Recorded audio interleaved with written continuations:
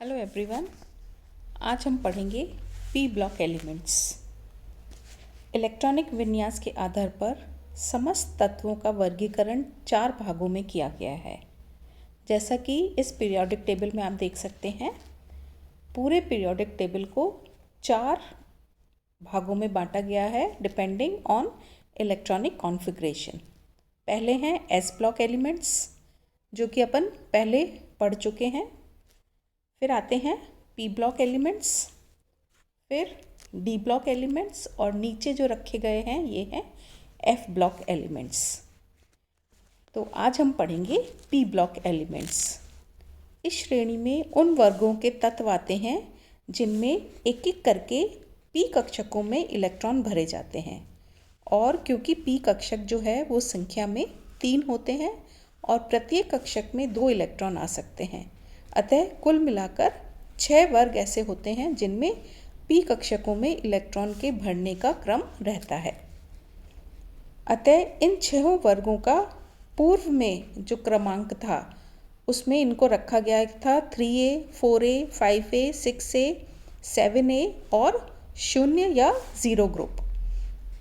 लेकिन बाद में जो मॉडर्न पीरियोडिक टेबल आया IUPAC के आधुनिक नियम के अनुसार, इनको पूरे जो पीरियोडिक टेबल है इसको टोटल 18 ग्रुप्स में बांट दिया गया। 1 से लेकर 18 तक के ग्रुप बना दिए गए, और जो पी ब्लॉक हैं ये आते हैं ग्रुप 13 से लेकर 18 तक।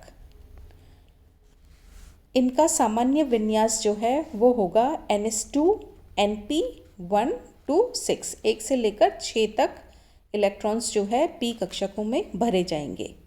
और इनका जो अंतिम वर्ग है जो कि 0 ग्रुप है या जो 18 ग्रुप के मेंबर्स हैं, उनका विन्यास हो जाएगा NS2 NP 6, जो कि क्या है, एक स्टेबल कॉन्फ़िगरेशन है। और इस विन्यास वाली गैसें जो होती हैं, दे आर ऑल गैसेस, और ये अक्रियाशील होती हैं, जिन्हें अक्रिय अथवा उत्कृष्ट गैस कहा जाता है, नोबल गैसेस, या इनको अपन इनर्ट गैस भी कहते हैं। और इनको अपन अलग से पढ़ते हैं। जो पी ब्लॉक एलिमेंट्स हैं इनमें इनको नहीं पढ़ेंगे अपन, इनको नोबल गैसेस या जो इनर्ट गैसेस हैं इनको अपन अलग से अलग चैप्टर में इनको पढ़ेंगे। Now what R P block elements? P block elements are the elements in which the last electron enters NP orbital, यानी अंतिम इलेक्ट्रॉन जो है वो NP ऑर्बिटल में जाएगा, which include 6 groups of elements, 6 group आ जाएंगे starting from 13 to 18. Now general electronic configuration and oxidation state. ऊपर groups बता दिए गए हैं 13 से लेकर 18 तक। देन जनरल इलेक्ट्रॉनिक कॉन्फ़िगरेशन जो है ग्रुप 13 के मेंबर्स का होगा NS2 NP1, 14 ग्रुप के मेंबर्स का होगा NS2 NP2, एक एक करके पी कक्षकों में इलेक्ट्रॉन्स आते जाएंगे। 15 ग्रुप के मेंबर्स का हो जाएगा NS2 NP3, 16 ग्रुप के मेंबर्स का NS2 NP4, 17 ग्रुप के हो जाएगा NS2 NP5, और जो लास्ट है 18 उसका हो जाएगा NS2 NP6। Now first element जो है वो हो जाएगा, इसमें फर्स्ट ग्रुप के जो एलिमेंट्स हैं वो हैं boron, carbon, nitrogen, oxygen, fluorine and helium. Then इनकी जो जनरल ऑक्सीडेशन स्टेट है वो हो जाएगी, जो ग्रुप 13 है इनकी +3, देन +4, +5, +6, +7 एंड +8। लेकिन ये तो इनकी जनरल है, सामान्य ऑक्सीकरण अवस्था है। इसके अलावा भी ये ऑक्सीडेशन स्टेट दर्शाते हैं। जो ग्रुप 13 के हैं वो +1, देन जो ग्रुप 14 के हैं वो +2 एंड -4, जो 15 के हैं +3 एंड -3, 16 ग्रुप के जो हैं वो +4, +2 एंड -2, 17 ग्रुप के जो मेंबर्स हैं वो +3, +5 एंड +1, और 18 ग्रुप के जो मेंबर्स हैं वो +6, +4 and +2। As metals, non-metals and metalloids exist only in P block of periodic table. ये जो P block के elements हैं ये non-metals भी हैं, metals भी हैं, metalloids भी हैं. The heaviest element in P block group is mostly metallic in nature. वो सब कैसे होते हैं? धातु होते हैं जो कि भारी हैं. Non-metallic character of elements decreases down the group. जब अपन ग्रुप में ऊपर से नीचे की ओर जाते हैं तो जो नॉन मेटेलिक कैरेक्टर है वो कम होता जाता है. Non metals have higher ionization enthalpy and electronegativity then the metals. जो अधातु हैं उनकी आयनीकरण ऊष्मा और जो विद्युत ऋणात्मकता है वो मेटल्स की तुलना में उनकी जो है हायर होती है. Hints metals form cations and non metals form anions. यानी जो धातु हैं वो तो क्या बनाते हैं? धनायन बनाते हैं. और जो नॉन मेटल्स हैं अधातु हैं वो बनाएंगे ऋणायन. कैटायन कैसे बनता है? जब कोई एलिमेंट जो है इलेक्ट्रॉन त्यागता है तो कैटायंस बनते हैं. और जब इलेक्ट्रॉन ग्रहण करता है कोई एटम तो ऋणायन बनता है. Compounds formed between non-metals are largely covalent in nature. यानी जो अधातु जब कंपाउंड्स बनाते हैं इनके बीच में जो यौगिक बनते हैं वो कैसे होते हैं?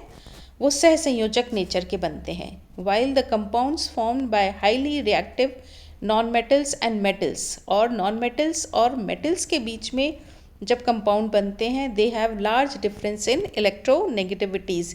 यानी उनके विद्युत ऋणात्मकता में लार्ज डिफरेंस होता है. P block elements differ size and all the properties of size. Because of this, the lightest P block element show the same kind of difference as the lightest S block elements. यानी इनकी size के हिसाब से यदि अपन देखें तो because of this जो भी सबसे हल्का जो पी ब्लॉक एलिमेंट है वो वैसा ही अंतर दिखाता है जैसा कि लाइटेस्ट एस ब्लॉक एलिमेंट्स दिखाते हैं. सबसे लाइटेस्ट एस ब्लॉक एलिमेंट्स हैं lithium and beryllium. Elements starting from boron are restricted to maximum covalency of 4. Boron जो है जो कि स्टार्टिंग का मेंबर है पी ब्लॉक एलिमेंट्स का वो मैक्सिमम कोवैलेंसी कितनी दिखाता है? 4. Using 2s and 3p orbitals. 2p orbitals जो हैं वो 3 होते हैं संख्या में, s ऑर्बिटल 1 है. इन सबको यदि वो काम में लेता है हाइब्रिडाइजेशन करता है तो मैक्सिमम 4 ऑर्बिटल्स बनते हैं हाइब्रिड ऑर्बिटल्स. तो इसकी जो मैक्सिमम कोवैलेंसी है वो 4 हो जाती है. Group 13 elements the boron family. Elements लिखे गए हैं boron, aluminium, gallium, indium and thallium. Atomic number जो है 5, 13, 31, 49 एंड 81. ये सारे जो हैं ये ग्रुप 13 के मेंबर्स हैं. जो फर्स्ट पी ब्लॉक जो है 13 ग्रुप के ये वो दिखाए गए हैं. फिर इनका इलेक्ट्रॉनिक कॉन्फ़िगरेशन यदि अपन देखें तो बोरोन जो है जिसका एटॉमिक नंबर 5 है उसका इलेक्ट्रॉनिक कॉन्फ़िगरेशन हो जाएगा 2s2 2p1 और अंदर वाला जो है इसके अंदर जो है वो हीलियम जैसा होगा. एल्यूमिनियम एटॉमिक नंबर 13 उसका इलेक्ट्रॉनिक कॉन्फ़िगरेशन होगा नियॉन जैसा अंदर का शेल होगा और 3s2 3p1. Gallium atomic number 31 इसका 3d10 4s2 4p1 और अंदर वाला जो है वो आर्गॉन जैसा होगा. Then indium atomic number 49 4d10 5s2 5p1 and krypton जैसा होगा अंदर का electronic configuration. Then thallium atomic number 81 ये हो जाएगा 4f14 5d10 6s2 6p1 और अंदर वाला हो जाएगा जिनॉन जैसा इलेक्ट्रॉनिक कॉन्फ़िगरेशन.